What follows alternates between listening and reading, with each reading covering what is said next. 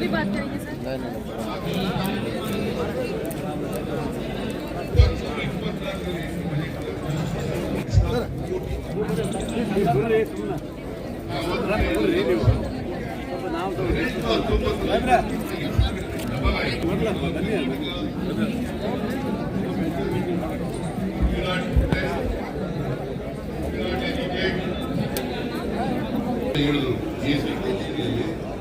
ಎಷ್ಟು ಕಷ್ಟ ಆಯ್ತದೆ ಅಷ್ಟೆಲ್ಲ ಬರ್ಸ್ಕೊಡ್ತೀವಿ.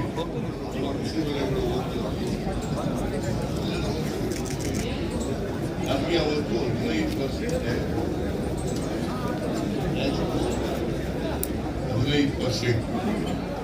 ಅದು ನ್ಯಾಷನಲ್ ಅವರೇಜ್ 14% ಅಂತ ಹೇಳಿದ್ರು. 14% ಕೊಡ್ತೀವಿ, 14% ಕೊಡ್ತೀವಿ ಅಂತ 5 ವರ್ಷ ಕೊಟ್ಟರು. 2022 ಜೂನ್ಗೆ ನಿಲ್ಲಿಸಿದ್ರು.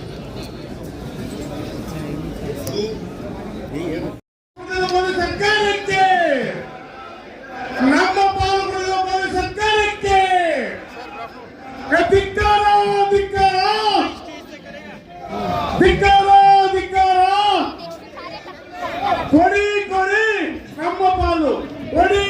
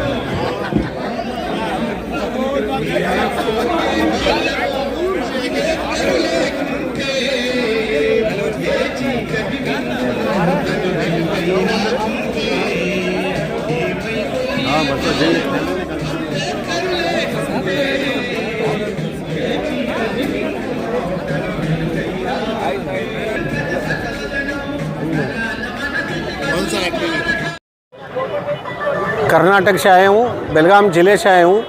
चिक्कोड़ी जिला कांग्रेस का मैं प्रेसिडेंट हूँ और मेरे साथ जनरल सेक्रेटरी केपीसीसी के महावीर मोहिती जी है, माइनॉरिटी के अध्यक्ष शानुल है, राजू वाइस प्रेसिडेंट है और भी अजीम पटवेगर साहब हमारे स्नेही हैं और सभी लोग कांग्रेस के जो लोग हैं। ये हम आज इसलिए यहाँ आए हैं कि 1,87,000 इतना करोड़ टैक्स कर्नाटक सरकार केंद्र सरकार को देती है। उसके रिटर्न जो है तो 14% रिटर्न होना चाहिए। तो आज तक केंद्र सरकार ने वो नहीं दिया। थोड़ा थोड़ा 1% 2% ऐसे देते हैं। लेकिन नॉर्थ में जो स्टेट्स है, चाहे नॉर्थ का यूपी हो और कहीं हो, नॉर्थ के स्टेटों में ज़्यादा पैसे देते हैं। वो हमारा पैसा है, वो हमारा हक है।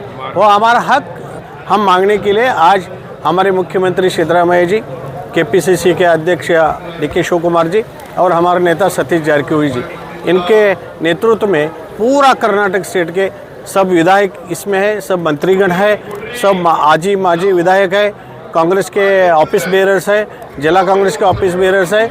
इसलिए आया है कि हमारा हक हमें चाहिए। हमारा जो पैसा रिटर्न 14% आना चाहिए वो हमें मिलना चाहिए।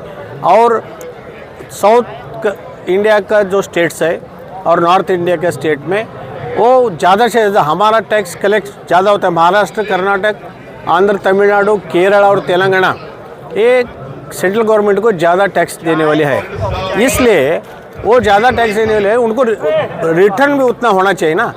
जो उनका हक है 13-14% वो रिटर्न होना चाहिए, वो नहीं देते। इसलिए आज का ये एजिटेशन हम मुख्यमंत्री सिद्धरामैया जी और PCC president DK Shivakumar ji इनके नेतृत्व में हम आज कर रहे हैं। हमारा हक मांग रहे हैं। और क्या पूछ अभी सकते? 2024 में चुनाव भी आने वाले हैं। हाँ। क्या लगता है कि जिस प्रकार से कहा जाता है अब की बार 400 पार, अब की बार 400 पार, मोदी जी कहते हैं अब की बार 400 पार हो। अब की बार 400 बार जो कह रहे हैं वो 420 है। वो सच्चे लोग नहीं है, उनकी जबान अच्छी नहीं है।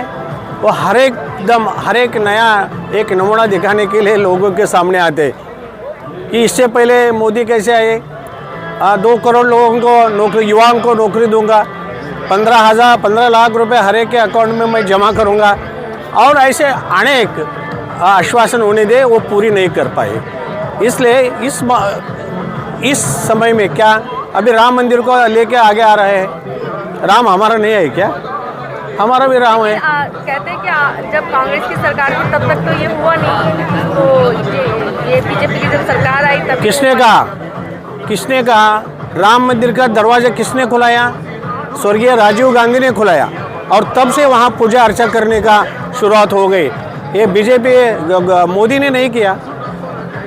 युवा तो कहते हैं चाहे कुछ भी हो, चाहे बेरोजगारी हो, चाहे महंगाई हो, मोदी जी को ही चाहते हैं। युवा दिशाहीन है, उन्हें सही रास्ते पर आने का काम कांग्रेस राहुल गांधी जी कर रहे हैं। अभी अग्निवीर जो योजना आई है उस पर क्या कहना चाहेंगे? अग्निवीर योजना ये अच्छी तरह से नहीं है। वहाँ पहले जैसा था सिलेक्शन सैनिकों के, देश की रक्षा करने वाले लोग हैं, उन्हें 4 साल में हम अच्छी तरह से ट्रेनिंग नहीं दे पाते 4 साल में, और उनके पास विश्वास निर्माण करना चाहिए ना, देश मजबूत रहना, देश सुरक्षित रहना। इसलिए अग्निवीरों को 4 साल के बाद कहाँ जाएंगे? क्या गन का लाइसेंस दे के माहौल में घुमाएंगे? सर जो है विपक्ष जो है, आप लोग अपोजिशन में है इस समय, तो विपक्ष क्या अब की बार हावी होगा? अब की बार हावी होगा विपक्ष? अब की बार जीतेंगे आप लोग? 100% कर्नाटक में तो 2024 में भी हर एक संसद कांग्रेस का ही होगा। अभी कुछ कहना चाहेंगे जनता से? जनता से कुछ कहना चाहेंगे? मैं जनता से ये कहना चाहूँगा, देश के डॉक्टर बाबा साहब अम्बेडकर ने दिया हुआ जो कॉन्स्टिट्यूशन है उसे संभालना चाहिए, सुरक्षित रखना चाहिए, और देश के सब जाति जनता, सब भाषिक लोग अच्छे तरह से रहना चाहिए। इसलिए कांग्रेस को सपोर्ट करना होगा। मिलना चाहिए। पिछले 5-10 साल से जो कर्नाटका को टैक्स रूप में, जीएसटी के रूप में वापस मिलना था, वो मिल नहीं रहा है, और ये काफ़ी देर से अन्याय हम पे हो रहा है। तो अन्याय के खिलाफ हम आज यहाँ पे सब लोग धरना लगाने के लिए बैठे हुए हैं। मैम, क्यों लग रहा है आपको कि मोदी सरकार कर्नाटक के साथ सौतेला व्यवहार कर रही है? ये सिर्फ कर्नाटका ही नहीं, सब स्टेट्स के साथ मोदी सरकार ये अन्याय कर रही है। हमारा अन्याय हमें दिख रहा है, और हम चाहते हैं, क्योंकि कर्नाटका एक साउथ इंडियन स्टेट होने के बाद भी बहुत वहाँ पे एजुकेशन सेक्टर में, हेल्थ सेक्टर में काफ़ी सारी काम हो चुकी है, और जो जीएसटी है हमारा, जिसके आधार पे हम और ज़्यादा काम करना चाह रहे हैं, it's well known IT sector है कर्नाटका, आप जानते हैं, तो उसके लिए हम अपना टैक्स मांग रहे हैं वापस, और वो अन्याय के लिए हम आज आवाज़ जोर से उठा रहे हैं। और जो निर्मला सीतारामन जी से हम बस टाइम मांग रहे हैं कि एटलीस्ट आप थोड़ा सा डिस्कशन करके इस पे कुछ सोल्यूशन निकलता है तो वापस हमारा फंड हमें दे दीजिए। लेकिन ये फंड का समाधान क्या इसलिए नहीं हो पा रहा है कि कर्नाटका में कांग्रेस की सरकार है और बीजेपी भेदभाव कर रही है? नहीं, वो तो हमेशा से होता आया है। पिछली बार भी जब बीजेपी की सरकार थी, हमारे यहाँ से 27 सांसद यहाँ पे है, पर एक भी सांसद ने आज तक सदन में कर्नाटक के लोगों के लिए आवाज़ नहीं उठाई, और ये अन्याय बहुत टाइम से हो रहा है, और इसमें कहीं तक फुल स्टॉप लगना चाहिए। वो फुल स्टॉप लगाने के लिए हम सब यहाँ पे बैठे हैं। अभी प्रदर्शन चल रहा है, इसके आगे अगर सरकार नहीं मानती है तो क्या करेंगे आप? फिलहाल तो प्रदर्शन करके कान में डिंगारे बजने का काम कर रहे हैं।